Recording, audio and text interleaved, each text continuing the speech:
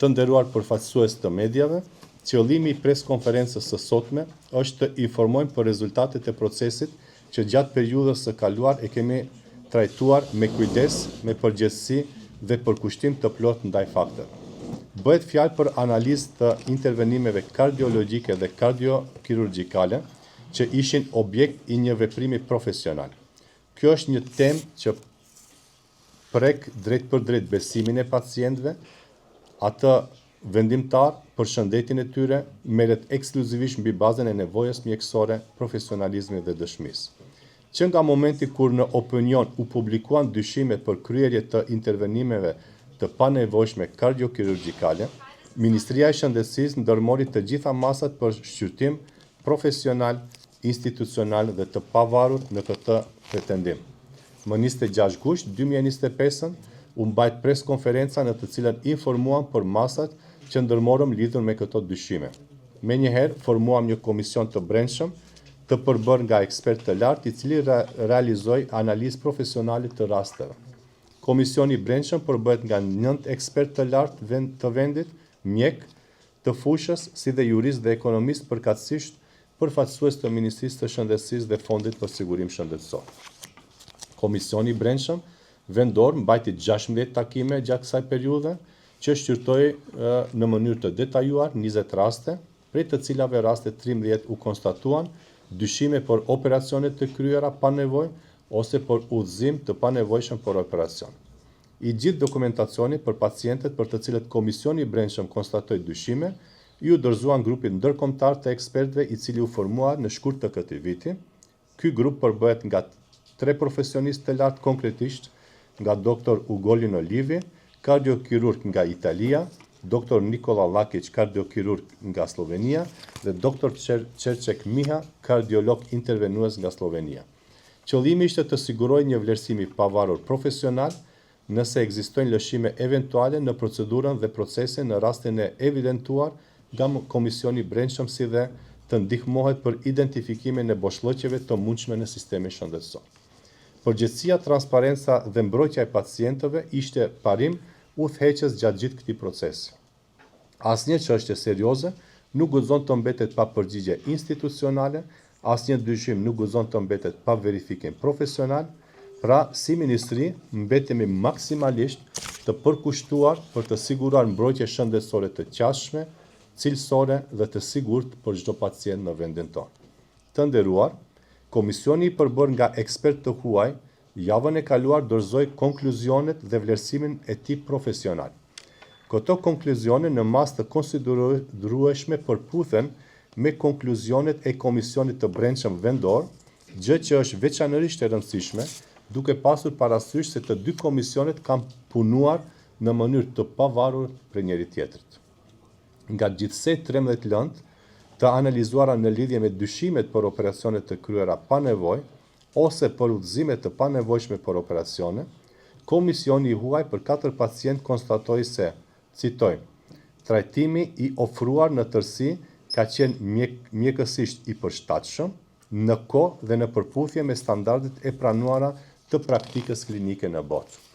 Për 9 pacientë të tjerë, sipas ekspertëve të huaj, po citoj, thot kështu: dokumentacioni tregon rezultate të dyshimta gjatë evaluimit diagnostik, për shembull, mos përputhje ndërmjet rezultateve angiografike nga koronografia dhe raportit të shkruar, pas së cilit ka pasur indikacion i papërshtatshëm për procedura, qoftë endokrinovaskulare apo kirurgjikale.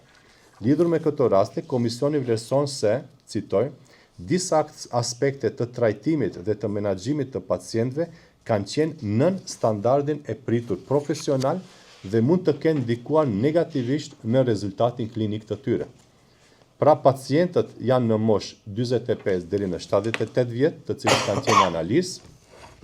Rastet të analizuara kanë të bëjnë me intervenime dhe procedura të realizuara në institucione shëndetësore të sektorit publik dhe të sektorit privat shëndetësor, si Klinika Universitare Kardiologjike, Klinika Universitare Kardiokirurgjikale, Spitali Klinik i Shtipit, 8 shtatore, Kardio Art Shtip, Spitali Klinik Zhan Mitrev dhe Spitali Klinik Acibadem Sistina në Shkup.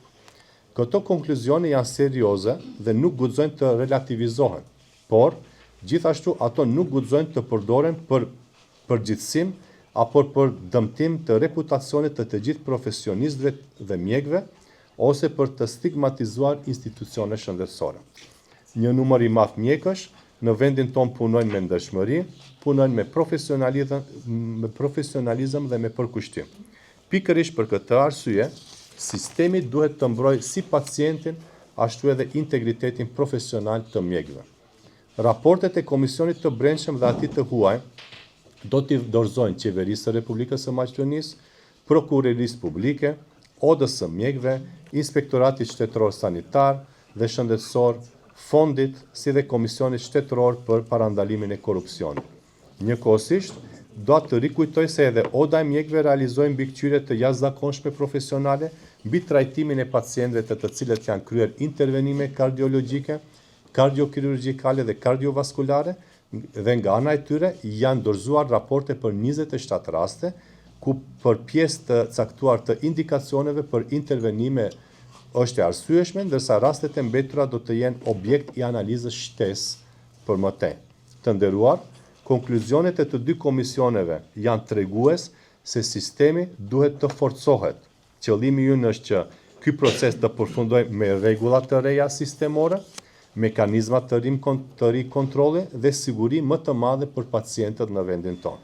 Në këtë drejtim, fillojmë procesin e rishikimit të protokolleve për veprimet të intervenimeve kardiologjike dhe kardiokirurgjikale, dhe kjo është thelbësisht e rëndësishme për avancimin e mëtejmë të mbrojtjes shëndetësore të qytetarëve, veçanërisht në pjesën e indikacioneve të qarta mjekësore, vlerësimin profesional dhe ndjekjen e rrugës së pacientit në aspekt shëndetësor.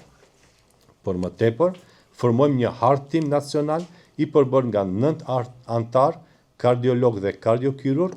Ekipi do të përbëhet nga përfaqësues të institucioneve publike dhe përfaqësues të institucioneve private shëndetësore. Përkatësisht, 6 antar nga sektori publik dhe 3 antar nga sektori privat shëndetësor në vendin tonë. Ky ekip do të mblidhet rregullisht dhe do të shqyrtojë raste komplekse dhe kufitare, respektivisht raste kur nevojitet vlerësim shtesë profesional. Gjithashtu, do të procedohen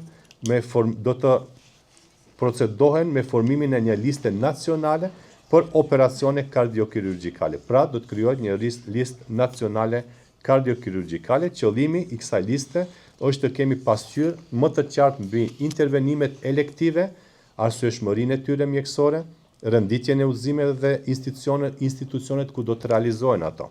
Rastet urgjente mbeten prioritet dhe për këto nuk do të ketë vonesa administrative, por për intervenimet elektive, sistemi do të ketë gjurmë digjitale. Kush, kur, pse dhe mbi bazën e cilit indikacion mjekësor është udhëzuar pacienti për intervenim.